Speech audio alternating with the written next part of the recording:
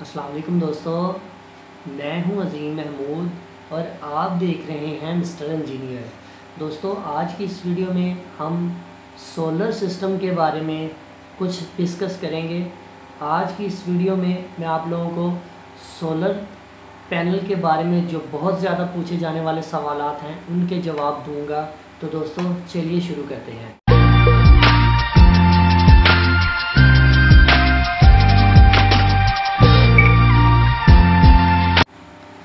जी तो दोस्तों, सबसे ज़्यादा पूछा जाने वाला सवाल चार्ज कंट्रोलर के बारे में है कि क्या हम चार्ज कंट्रोलर को ठीक कर सकते हैं, इसे मरम्मत कर सकते हैं। जी हाँ दोस्तों, आप इसे मरम्मत कर सकते हैं, मगर उसकी सबसे बड़ी रीज़न ये है कि आपको इसके पार्ट्स मिल जाएं तो वो ज़्यादा बेहतर है। इसके पार्ट्स को ढूंढना बहुत मुश्किल है। इसके अंदर जो शॉटकी डायोड्स लगे होते हैं वो नहीं मिलते, क्योंकि इनके ऊपर कुछ शॉटकी डायोड्स के ऊपर नंबर नहीं लिखे होते। इस वजह से आपको उनको फाइंड करना मुश्किल होता है। इसका सबसे बड़ा हल यही है कि आप किसी भी पुराने चार्ज कंट्रोलर को लें, जो कि आपको सोलर की शॉप से मिल जाता है बड़ी आसानी के साथ और सस्ते दामों में मिल जाएगा। आप उस सोलर चार्ज कंट्रोलर के अंदर से जो एफईटीज़ लगी हुई हैं उनको निकाल कर अपने चार्ज कंट्रोलर में लगाएं। मैं इंशाल्लाह इसके बारे में एक सेपरेट वीडियो से आपको अच्छी तरह से आगाह कर दूंगा कि आपने किस तरह से इन एफईटीज़ को, इन शॉटकी डायोड्स को निकालना है और इनको कैसे अपने चार्ज कंट्रोलर में लगाना है। अब दूसरा सबसे ज़्यादा पूछा जाने वाला सवाल ये है कि क्या हम इस सोलर चार्ज कंट्रोलर के साथ हम चार्जर को भी अटैच कर सकते हैं हम। तो दोस्तों, मैं आप लोगों को ये बताना चाहूँगा कि ये चार्ज कंट्रोलर का काम सोलर से जो चार्ज आ रहा है उसको स्टोर करवाना बैटरी में। जब बैटरी फुल हो जाए तो इसने खुद ही उसे ट्रिप करवाना होता है, उसे कम अम्पेयर करने होते हैं। जब बैटरी फुल हो रही होती है तो ये चार्ज कंट्रोलर आहिस्ता आहिस्ता उसके अम्पेयर्स को कम करता जाता है और आपकी बैटरी इससे सेफ़ रहती है, आपकी बैटरी को कोई ख़तरा नहीं होता। इस चार्ज कंट्रोलर को लगाने का यही मकसद होता है। अब कुछ दोस्त मुझसे ये पूछते थे क्या हम इस चार्ज कंट्रोलर के साथ अगर हम अपना अडाप्टर लगा लें तो वो कैसा रहेगा। तो आप जहाँ पर ये सोलर के ऑप्शंस हैं, जहाँ पर सोलर आपका लगता है, यहाँ पर आप लोग अपना चार्जर भी लगा सकते हैं और आगे के जो कनेक्शंस हैं वो बैटरी के हैं और आगे से लोड के कनेक्शन है, ठीक है। तो आप इसे अपने चार्जर के साथ भी लगाकर इसे एज ए चार्ज कंट्रोलर इस्तेमाल कर सकते हैं। अगर आपका देसी चार्जर है तो आप इस चार्ज कंट्रोलर को ज़रूर इस्तेमाल करें, ये बहुत अच्छा रहेगा। अब तीसरा सबसे ज़्यादा पूछा जाने वाला सवाल जो है वो ये है कि क्या हम चार्ज कंट्रोलर के लोड से लोड को लगाना चाहिए या फिर बैटरी के साथ। तो मैं तो आपको यही सजेस्ट करूँगा कि अगर आपका लोड कम है तो आप चार्ज कंट्रोलर की जो आउटपुट है, जहाँ पर लोड का ऑप्शन होता है, वहाँ से चार्ज कंट्रोलर से आउटपुट लोड लें और अपने फैंस वगैरह को इससे ड्राइव करवाएं। इसका सबसे बड़ा फ़ायदा आप लोगों को ये होगा कि जैसे ही आपकी बैटरी ज़्यादा लो हो जाती है, अगर वापडा नहीं आती, अगर आपका सोलर काम नहीं करता, बादल वगैरह हैं, तो आपकी बैटरी ज़्यादा लो होने से बच जाती है, ख़राब होने से बच जाती है। इस चार्ज कंट्रोलर के लोड से आप जब अपना लोड लेंगे, लोड के ऑप्शन जो कि ये तीसरे नंबर के ऊपर होता है, ये आप लोग देख सकते हैं, यहाँ से अगर आप लोड लेंगे तो आपकी बैटरी सेफ़ रहेगी। और जिस तरह से आप इसकी सेटिंग करेंगे कि जितने पॉइंट के ऊपर आप इसे सेलेक्ट करेंगे कि जब 10.5 या 10 वोल्ट्स मेरी बैटरी के हो जाए तो ये चार्ज कंट्रोलर आगे का सारा लोड ऑफ करवा दे, तो ये वैसे ही काम करेगा।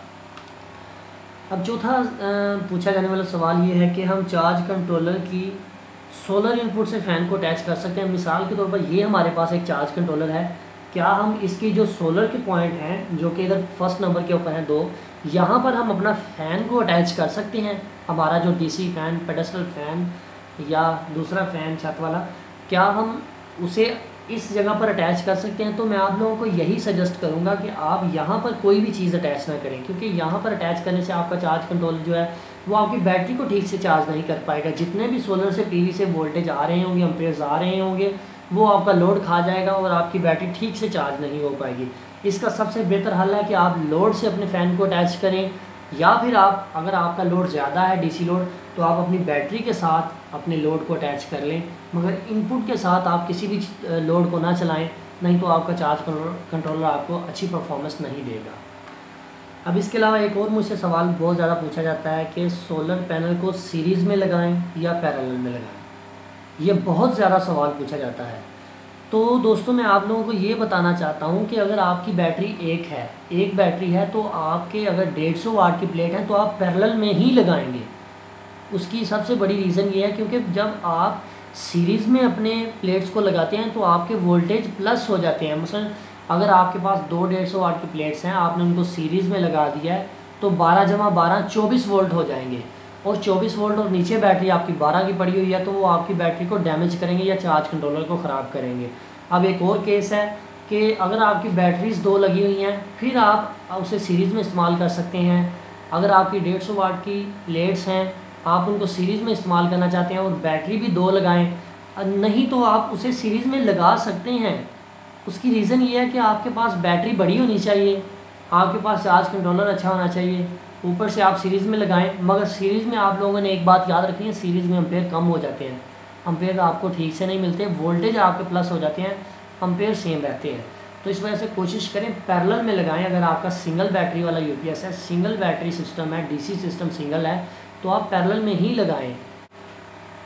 अब यहाँ पर एक और बात आती है कि हम सोलर पैनल को सीरीज़ में क्यों लगाते हैं और पैरेलल में क्यों लगाते हैं। सीरीज़ में हम तब लगाते हैं जब हमारा यूपीएस 24 वोल्ट वाला हो, डबल बैटरी वाला हो, और हमारे पास प्लेट्स 150 वाट की हो, तो हम उनको दो प्लेट्स की एक सीरीज़ बनाते हैं। दो प्लेट्स की एक सीरीज़, दो प्लेट्स की एक सीरीज़, इस तरह जितनी प्लेट हो उनकी एक सीरीज़ बनाते हैं।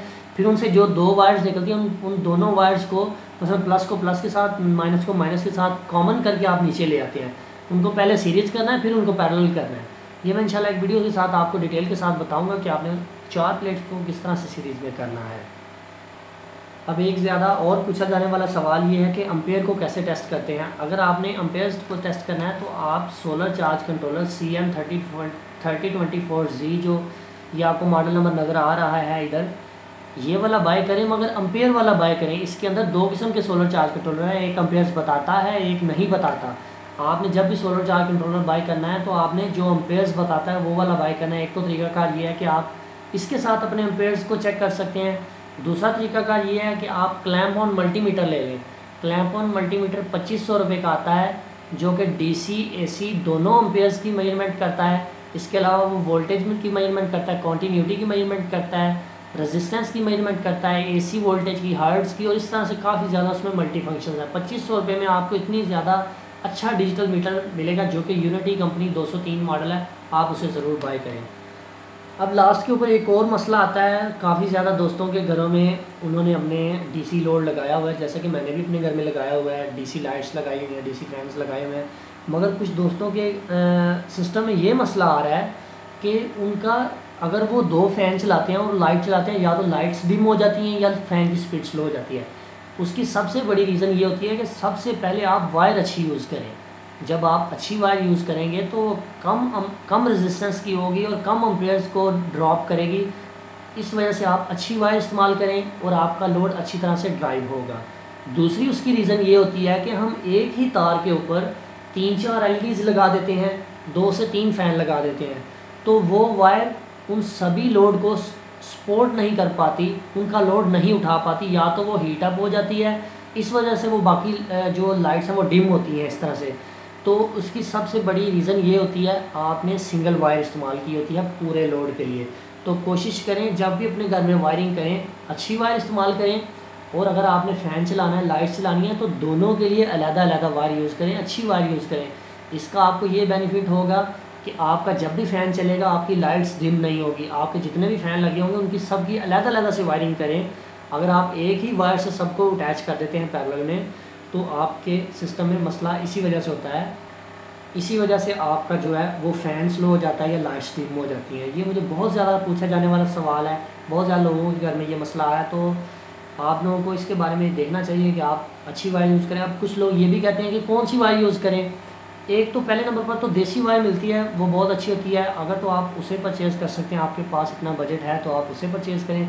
नहीं तो आप अगर आपने लोड के ऊपर वायर इस्तेमाल करनी है तो 2.5 mm, जिसे 2.5 mm कहते हैं, 2.5 mm किसी भी वायर वाली शॉप से प्योर कॉपर में बाय कर लें। मैं अपने घर में जितना भी लोड के ऊपर यूज़ कर रहा हूँ टोटली 2.5 mm यूज़ कर रहा हूँ। 10 से 15 गज़ के ऊपर भी उसकी स्पीड अच्छी खासी रहती है, मगर जब हम 20 गज़ से ऊपर जाते हैं, 10-15 गज़ से ऊपर जाते हैं, तो हमारी स्पीड फ़ैन की स्लो होना शुरू हो जाती है, क्योंकि आपको पता होता है कि जो रेजिस्टेंस होती है वो वायर की लेंथ के ऊपर डिपेंड करती है।